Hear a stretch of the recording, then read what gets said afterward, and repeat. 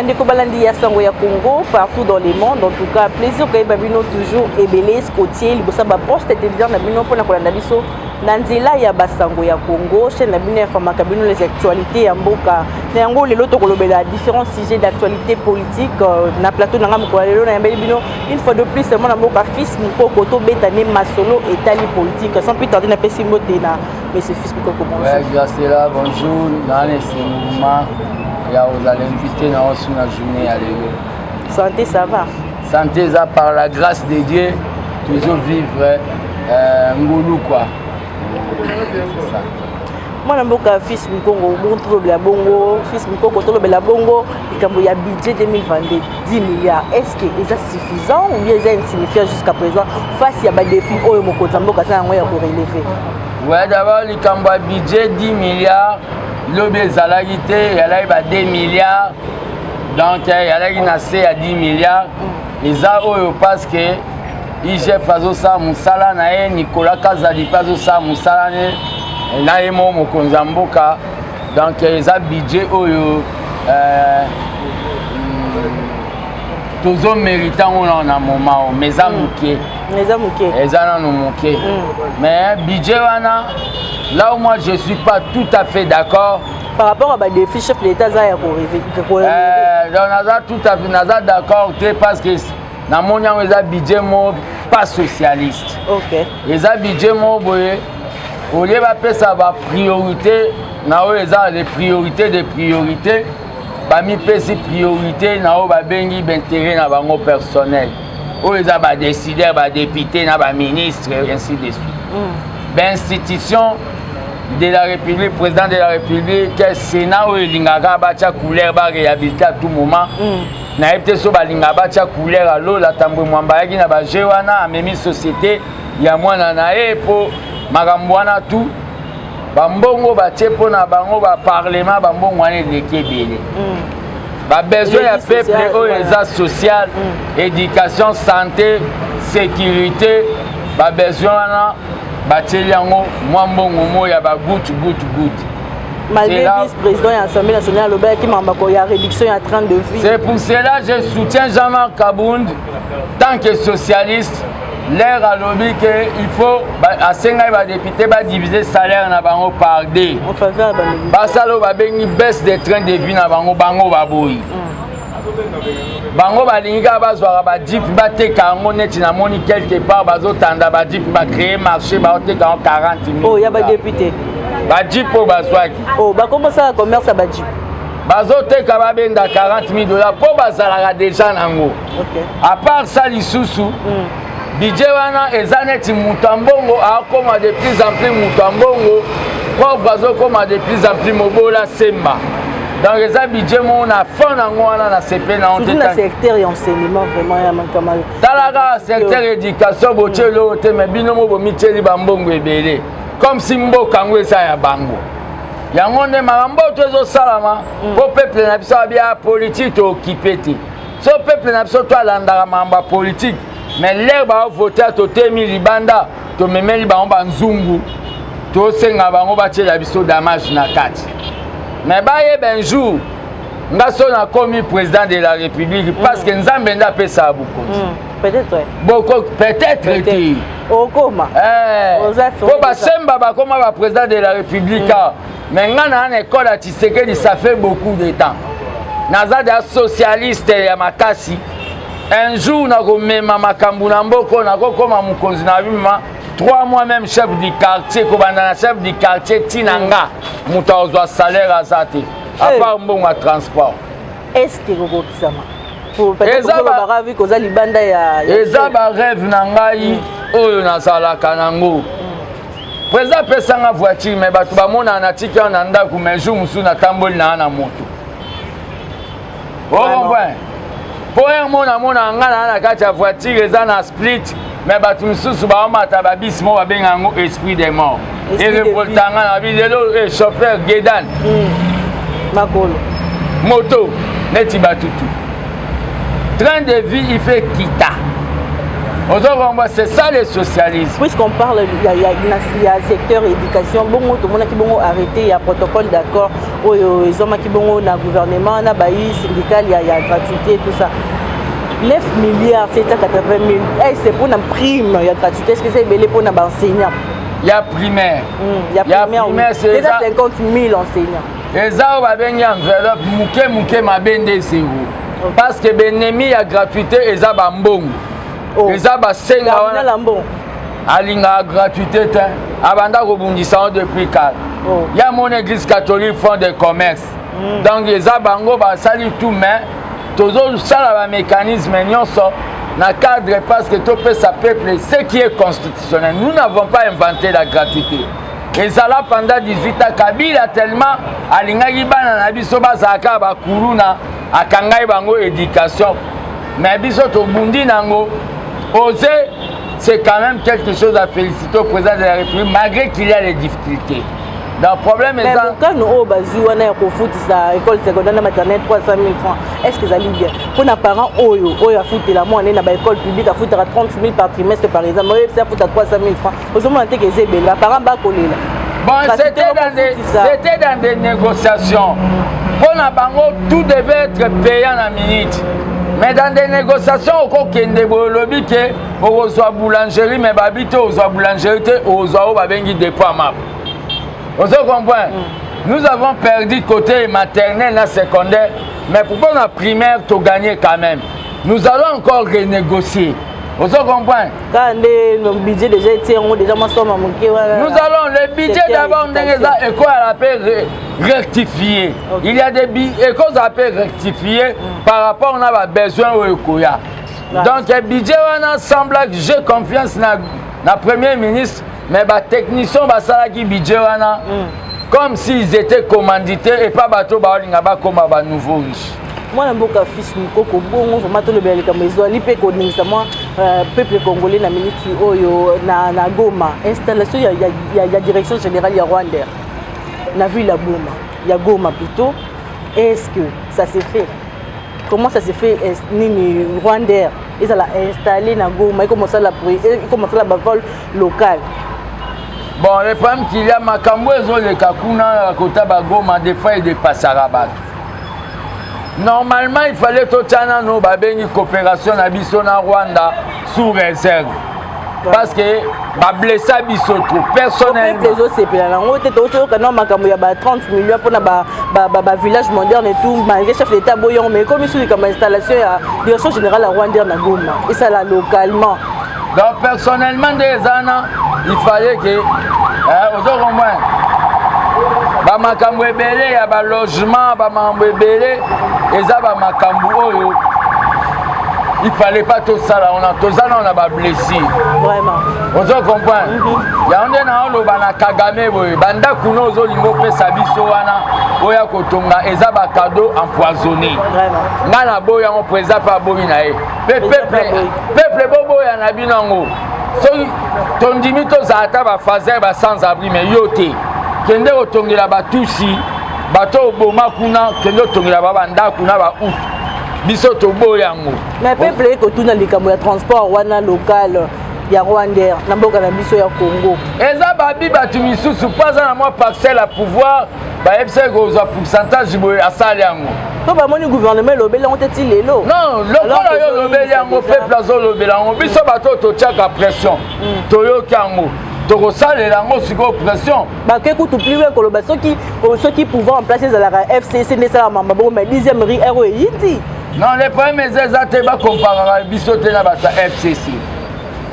Pas comparer à Bissoté, on est créé la Bissoté. Mais comment la Boko Lobelo, il y a des gens et Salama, on a place publique vis-à-vis que tu as sous-région. Mais décision, ils ont stoppé bango kalaté gardien ça yo kiango. Le quoi na yo kiango te bana mapata na bango basa na mboka na bango. Awati. Biso moto linga to zong sa Air Congo na biso. Moi mboka fils ngoko to lobela bongo hold up Congo hold up automoni ancien président de la République impliqué dans détournement. Réaction des akini koyo kango déjà 38 millions za kolo mama. Moi ngaka déjà na nous. Lena yo ki makambo ya hold up ya Kabila j'ai compris quelque chose.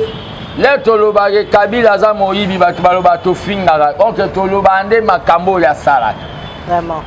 Tozo bengango détournement pona bango eza ki moyibi. Na lingala oui ki moyibi. Place na bango eza na kanya makase se bato bayibi na banque na bango so BG Bank wana. Malgré Ndimi ko donc 43 millions na Kamarigal abe rozongi sango mais alingi a préserver dignité ya banque na bango. Banque wana BG Bank yo congolais ozolanda ngai. Congolais ozolanda ngai retirer mbongo na banque aneza banque ya ba mafiateur ya frappeur Kabila. Eza banque aujourd'hui so tambongo ko risquer. Comment bakozwa mbongo ya peuple 46 millions de dollars. Oh, il y a BCC. Besoin pour votre on a banque privée, moi, au bino bossane. Besoin on a BCC, banque centrale. Pour dollars et matin, mais pour payer sango ben individu. Vraiment. Pour ben individu, va payer sango na égal. Égal société privée, il y a Madame Yakinga 4, Olive Lim. Boké reçoit 1 300 000. Il y a CENI. Pour vous payer sango. Na banque na bino ya mafi boke kozwa 15 millions ya jekamine kweya na faillite. Kabila, on ne vole pas comme ça, s'il vous plaît. Mais awa BG Bank ndimi ko zongisa 43 millions. Zongisa ngonyo sondambu te. Pe il faut ba retirer bango permis ya évolution na abo ipe kotanga ba personnes impliquées. Le corps d'abord il faut ba retirer. Mais bakanga bango mesure conservatoire bakobima mboko te ba miiba mafie. Je les nazo suspecté bango bako ba financer même Al-Qaïda. Oh. Vous suspectez bango. Nazo suspecté bango. Po basali ya mafie. Les problèmes ezali na minito. Ngola ite bango chapela makambu tu to yo karala. Les problèmes ezali batu wana Kabila moyibi pe mwana mwasi moko mweso Barbara Nzimbi acha choko boye. Makangu ya Zoé Kabila asali azole kanate vazo baba fato yo Barbara Nzimbi le yozo lo ba makamke Kabila yibi te ba preuve aneza solote muko Kabila ko kima mboko yo kima naye ba ko lo bezali acharnement ma mboka Kabila acharnement comment grâce là Fatia lo ba ka ko finir na passé te ala sai ba on déjà ki aza rancunier te. Mais faut-il que babengi est faible. Le 19 chaînes na 40 organismes ya mindele ya bandombe. Balobi ke moyibi mwesama na Congo boyna boy bisote. Sikoyo acharnement ya biso un certain babengi opposant troisième âge Sadari mal éduqué mutatinda ba militant na e ba finga so ba fingi yo mama yo pezongisa aole kape baloba keza acharnement yango biso to a justice Nemi Moulin talobi bolingi bo enterrer mutu na héritage na ye héritage de bolingi bo enterrer ngo omoni ba père en l'air olo ba Nemi Moulin na ya onde batu ba robenga na la impoli mais na droit ya za impoli na bango po makambo alobaka bamona ne etia biso à l'aise na ndenge bakomisa biso jeunesse sacrifiée. Ye Mulani yoka na komba muso Mulani so na Nemi wana. Omoni bino. Botu na bavundwa ouais. Est-ce que justice congolaise de monsieur Kocha quelque chose? Yazoloba Kabila yaka na ninya. Babi misamno photo yande Kabila yaka. Bota la façade nae. Ayaka na babot. Pantalon ba soda utaola tabani nazo ezo quitter. Bolo héritage na héritage ani. Lokola ya yibi mbongo même mbongo azwa ya ki sénateur à vie na ya ki président to katango to ba récupérer mbongo. Fallait qu'on réduise pendant un peu les kébélé moi. Tala mutu mo azwa des salaires ba planifier la ga de pas ba député nae. Kabila a des salaires, il y a président. Déjà bien planifié. Déjà! Donc, Nengazana a olo na ba tomate na kingakati a eu la fin du mois mbongo mo weba. Ba tumisu ba ozwa $100 mais ba futanda kwa $7. Yo mutu mo ozwa ba 600 et quelques.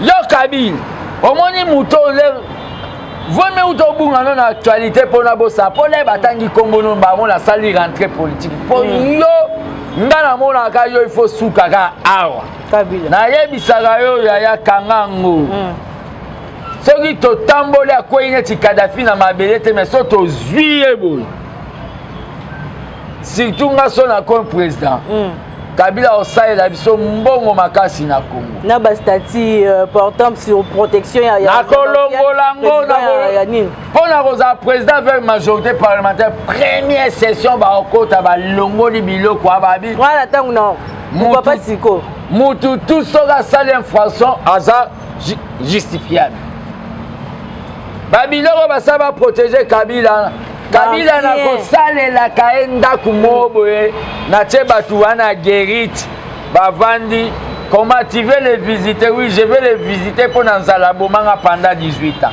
afuti $5 akoti ndeni Kabila oyebi ke nga na banda ekolia te tata mosusu aya akoti abi mosusu nakosala place mo ekotisaka mbongo na justice Kabila yo nakotikelaka makambo nga nalobaka ekosalama vomie mikimela vanga nakoma bokonzi nakotikelaka otango ke CPI te kuna bakena pouvoir en place c'est impossible bakanga ye ke RDC livré moi mboka Joseph Kabila c'est impossible te soki tosali travail tozongi na unité na biso ya UDPS to mobiliser 2 millions de personnes direction Kinga 4 Kabila aobeta masasi amoni ke bato bakufi 10 000 masasi esila bakadogo baloba basoda ne baloba tokufi yani bakimi nzela mpo nkwangu mbamo ya zwiso avia kimi me nakidi balera olinga kimana abosani mwana mpoli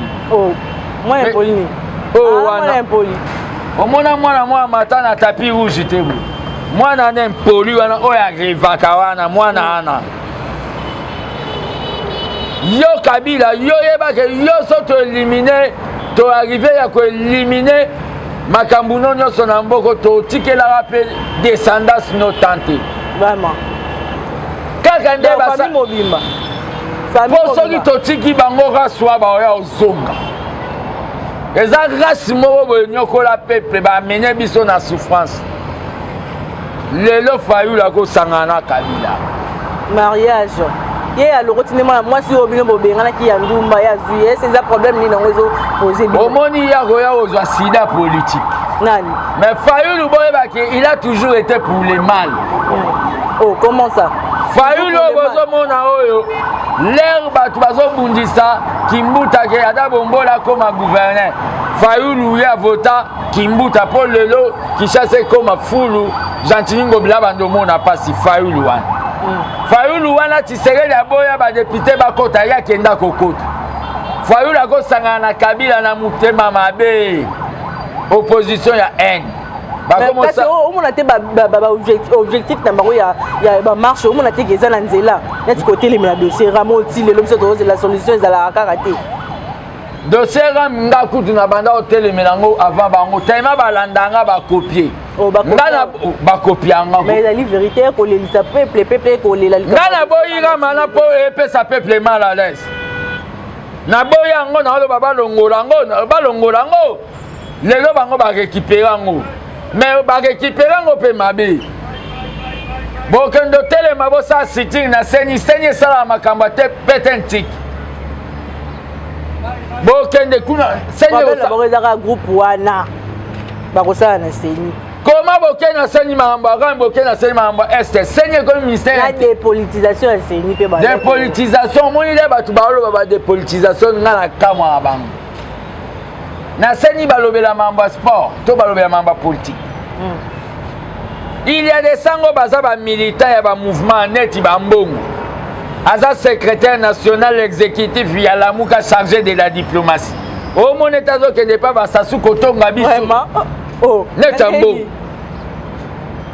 aromani politicien aza diplomate surtout basango état civil na bango eza marié ba père de 2 enfants ba bomba bana na Italie oh babota sango abota raté mwana mboka yesu mutabota te soko olingi nabimisa telefone mpo na tiango na charge nalakso bafigure ya balifante misusu ya bana misusu bakokana na bato balata basutana okabo vraiment ambongo wana ye nde na ekozala mpe mwana ndeko ya famille na fils mokoko na fils mokoko elakisi junior mokoko soko omoni père na ngai meme na photo omonake ngai ye wana ye wana toyebi bafoto toya nango na barecherche ya service na biso ya idps ke oyo alati sultani alesanga communion mwana ne azalaka na Vatican akenda kobomba mwa sikulu azwaka mbo bino lokola Lumumba alobaka na bango mpo tosi tobanda oki basango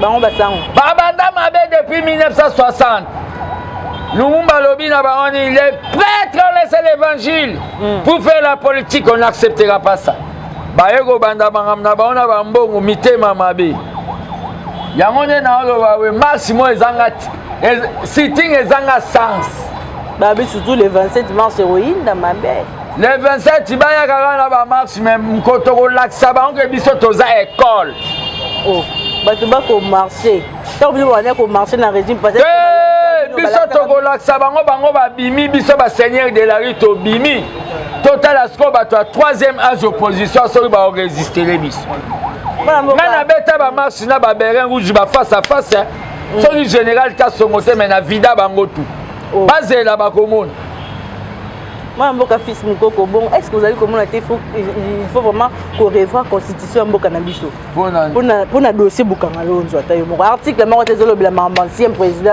ancien ministre premier ministre plutôt interpellation na etiko bato bakolela 200 milliards constitution il faut barevoir yango eza constitution oyo alaki ya babelligérant ya barebelle ozo comprendre il faut basala constitution oyo bakolongola basénat wana okoma cour constitutionnelle incompétente dossier sans suite boye mwana mboka matata mpono ezali bakokanga ye matata mpo nazoyebiso oyo ekokende na cour de cassation wana éclairer opinion batunaki question wana soki eke na cour de cassation bakolongola eloko wana bakokanga ye imilitaire bakolongola matata mponyo yo loko ozomona ke yo ozolinga olonga justice ya Congo oza na 3 mitif na biso na minito alaso na mitif bukanga lonzo masango na biso tolingai tolongola basepa gentil oyo tokoma minene olia biso mbongo wana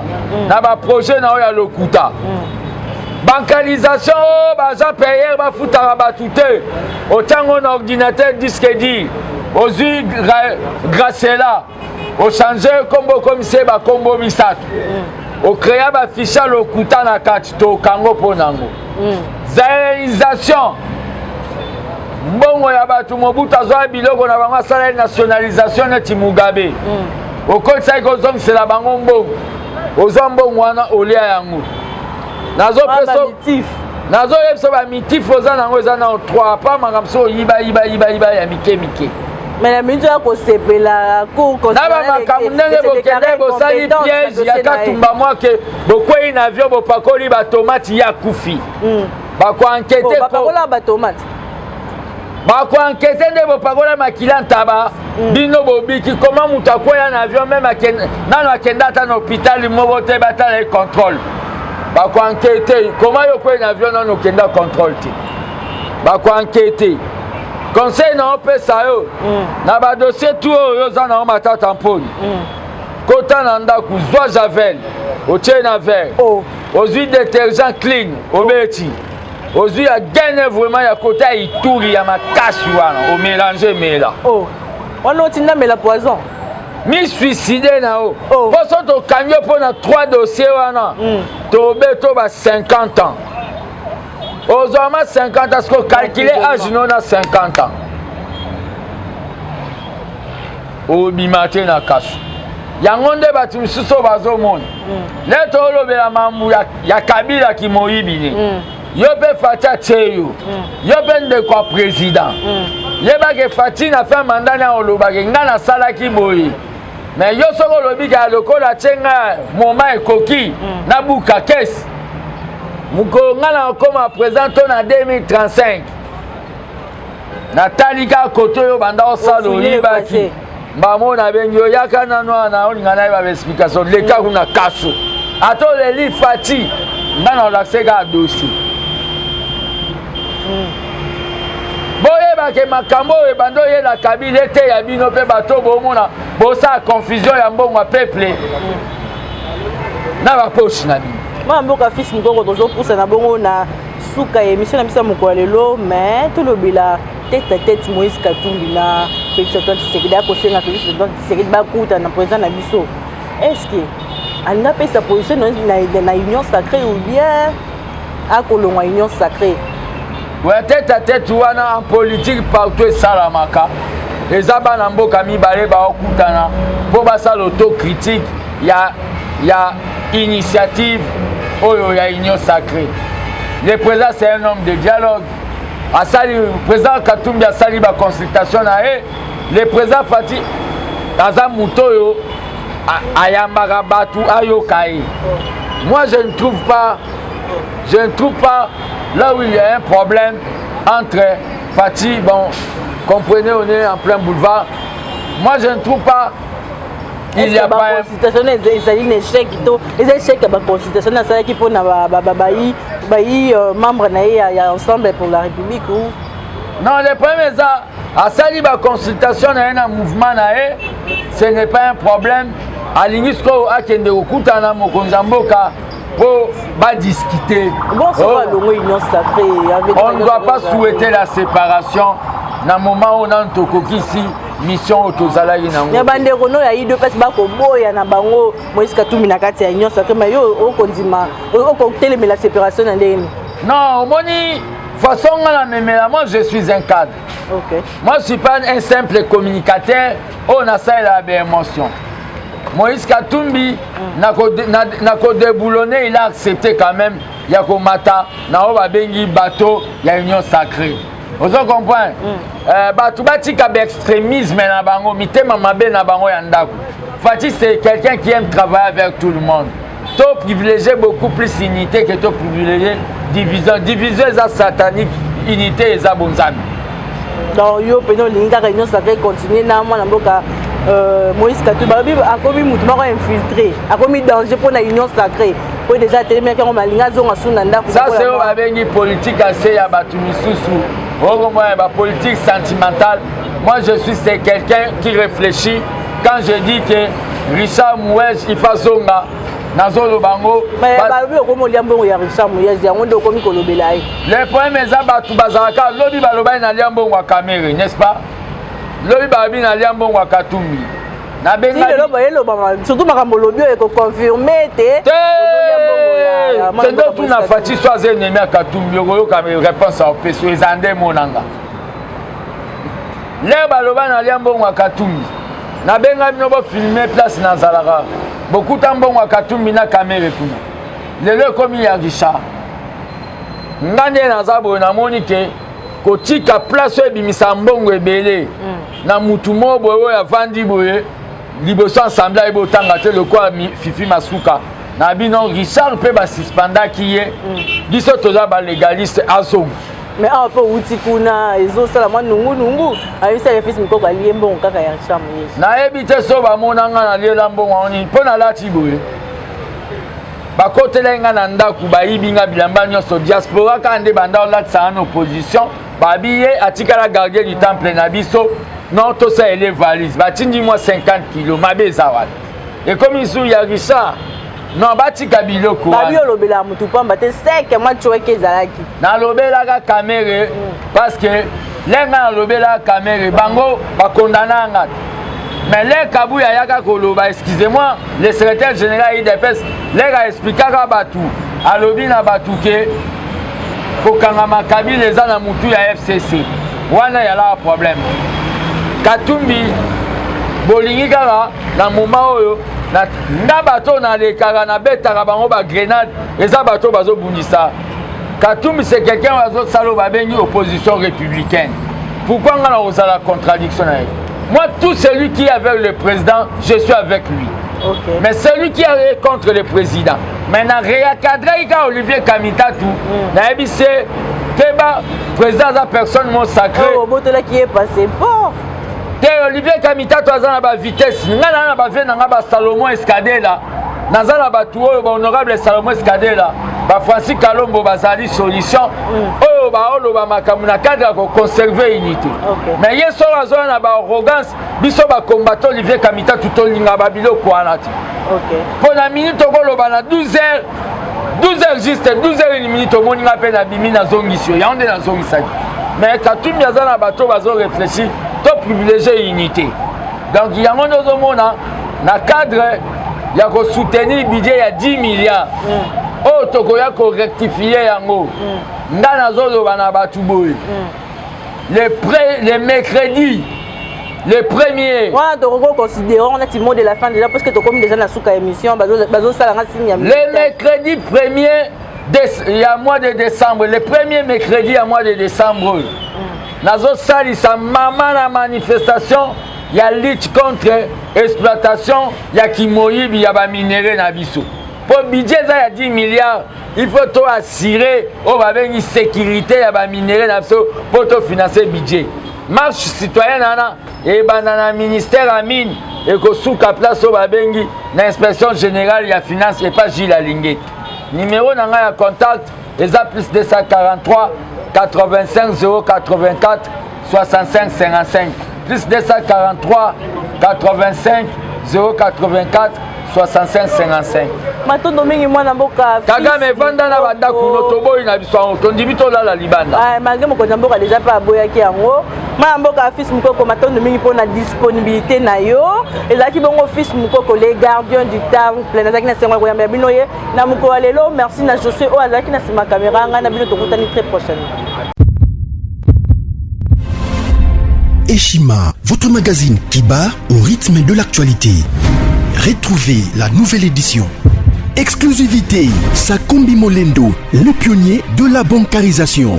Le ministre des Affaires foncières a signé le 3 juin 2021 avec son collègue des Finances l'arrêté interministériel portant bancarisation des opérations foncières et immobilières supérieures ou égales à 10 000 $ américains. Une première en RDC concrétisée par celui qui fait figure de porte-étendard de la numérisation et de la sécurisation des titres fonciers. Aimé Sakombi Molendo est de plein pied dans la matérialisation de sa politique qui suit la vision du chef de l'État, Félix Antoine Tshisekedi, celle de faire du numérique un levier d'intégration, de croissance économique et de progrès social. Nation, gouvernement des warriors, bilan de gestion des 100 premiers jours du gouvernement Samalou Kondé. SONAS, le DG Lucien Boniemé Ekofo présente un bilan largement positif pour les grandes réalisations du premier semestre 2021. À lire également l'interview de Seth Kikouni portée sur les questions d'actualité. À la découverte de Tissia Mukuna, la DG de la marque La Quinoise, café planté et transformé à Kinshasa. Interview exclusive de Richard Ilunga, DG de l'ONIP, qui confirme l'identification de la population congolaise avant les élections 2023. Un an de patrouille financière, les audits de l'IGF mettent à l'écart les mandataires impliqués dans la mauvaise gestion des deniers publics grâce à Jules Alinguete, inspecteur général des finances, chef de service. Une analyse sur les coups d'État en Afrique et leurs conséquences. Retrouvez l'intégralité du magazine Eshima dans les kiosques. Eshima Magazine, un nouveau standard d'information.